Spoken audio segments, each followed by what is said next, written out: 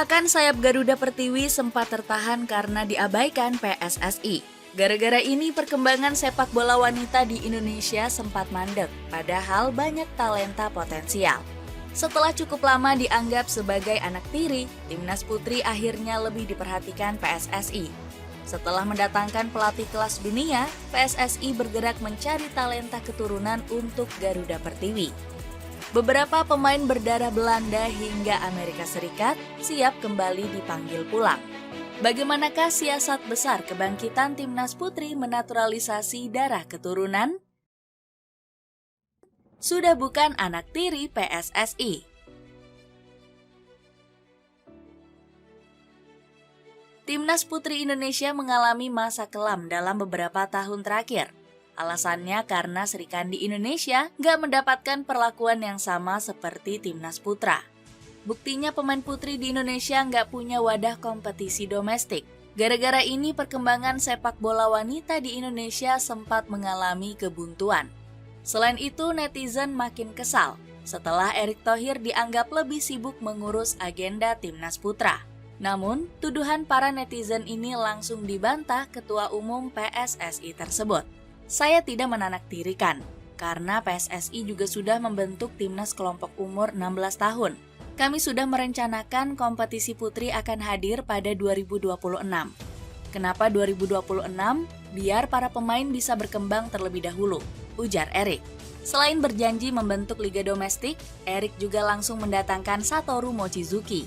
Pelatih asal Jepang ini ditugaskan untuk mengangkat prestasi Garuda Pertiwi. Pasalnya Mochizuki punya pengalaman membawa Jepang juara Piala Dunia Wanita 2011. Selain menunjuk pelatih kelas dunia, PSSI juga mulai menjalankan proyek naturalisasi di timnas putri. Cara ini dianggap bisa menjadi solusi untuk meniru kesuksesan yang diperlihatkan timnas putra. Seperti timnas pria, kita juga ada rencana naturalisasi. Jadi nanti kita akan lakukan seleksi untuk darah keturunan. Kita akan lihat dulu bagaimana permainan mereka, kata sang pelatih. Para pemain keturunan sudah mulai dipanggil untuk mengikuti trial bersama Garuda Pertiwi. Skuad asuhan Mochizuki dijadwalkan akan menantang Hong Kong di laga uji coba pada 11 dan 14 Juli nanti. Sydney Hopper.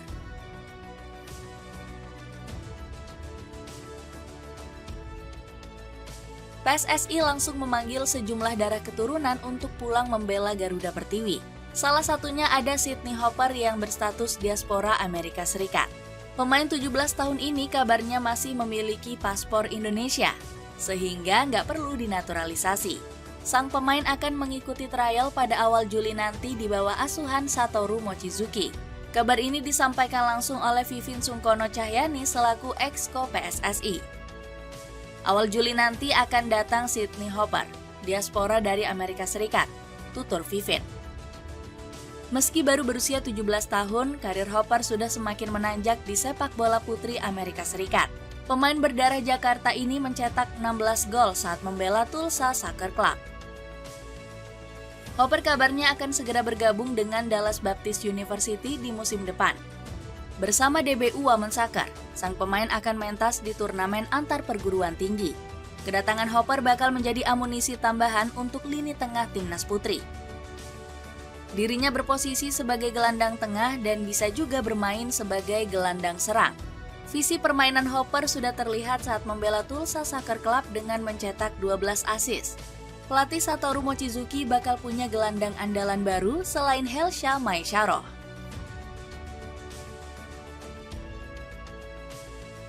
Estella Loupati. Bukan hanya keturunan Amerika Serikat, PSSI juga memanggil Estella Loupati yang berdarah Belanda Argentina. Sang pemain diproyeksikan untuk menambah amunisi lini serang. Estella punya kecepatan serta gocekan lincah untuk mengacak-ngacak pertahanan lawan. Bakat besar sang pemain sudah terlihat sejak membela AFC Brawan 1 di Liga Belnada. Pemain kelahiran 2003 ini bahkan sempat bermain sebagai bek hingga gelandang. Namun Estella mengaku lebih nyaman ketika diposisikan sebagai sayap kanan atau kiri. Saat menjalani trial bersama timnas putri, sang pemain sempat kesulitan beradaptasi dengan cuaca. Tubuh kami sepertinya harus beradaptasi cepat dengan cuaca di Jakarta, karena kami belum terbiasa dengan hal itu. Namun sore ini dengan datangnya hujan lebih baik dari tadi pagi, kata Estella. Meski berat, rintangan cuaca ini nggak bikin Estella mundur untuk membela Garuda Pertiwi. Dirinya bahkan rela menolak kesempatan berseragam Belanda demi berseragam merah putih. Jika Argentina atau Belanda memanggil, saya akan tetap memilih Indonesia tentunya. Saya suka Indonesia, gaya permainannya bagus, disinilah tempat saya sebenarnya, kata Estella. Kecintaan pemain berdarah Maluku ini semakin terlihat karena antusias belajar bahasa Indonesia. Estella kabarnya telah menghafal beberapa kosakata dari aplikasi Duolingo. Saya belajar bahasa Indonesia dengan aplikasi Duolingo. Saya baru belajar kosakata buah-buahan. Saya tahu jeruk. Saya masih belajar. Memang butuh waktu, kata sang pemain. Noah Leatomu. Bukan hanya sektor lini serang, timnas putri juga mencari keturunan di posisi pertahanan.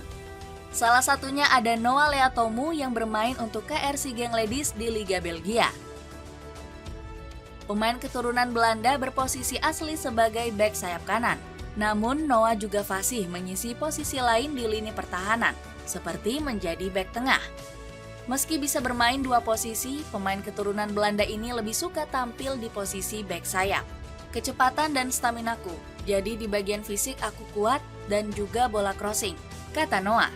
Dengan kemampuan lengkap, Noah diprediksi bisa memperkuat pertahanan Garuda Pertiwi. Saat menjalani trial, sang pemain langsung berduet dengan Kapten Safira Ika di jantung pertahanan. Noah juga bilang menyukai gaya permainan Garuda Pertiwi asuhan Satoru Mochizuki. Coach Mochi adalah pelatih asal Jepang dan biasanya juga menerapkan permainan cepat. Dan pemain lain juga harus berlari saling memberikan dukungan. Kekuatan saya ada di kecepatan. Dan itu senada dengan latihan dari Coach Mochi, kata Noah. Meski begitu, Mochizuki enggan terburu-buru untuk menaturalisasi sang pemain. Jadi ini masih ada proses seleksi ya, jadi kita lihat dulu bagaimana permainannya, kata sang pelatih. Walau belum pasti dinaturalisasi, Noah sudah terlanjur jatuh cinta dengan Indonesia. Dirinya bahkan memiliki ikatan batin yang kuat dengan tanah ibu Pertiwi daripada Belanda. Saya sangat dekat dengan asal-usul Indonesia saya, dan punya hubungan erat dengan keluarga besar saya di Indonesia. Karena itu saya sangat antusias untuk bermain di timnas Indonesia, kata Noah. Jenna De Jong.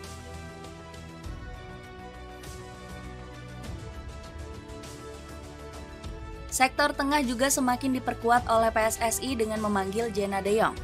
Sayangnya sang pemain belum bisa bergabung mengikuti trial bersama skuad Garuda. Vivin Sungkono Cahyani selaku ex-ko PSSI menyebut Jenna tiba-tiba sakit. Kasihan Jenna, sudah mau berangkat tiba-tiba sakit.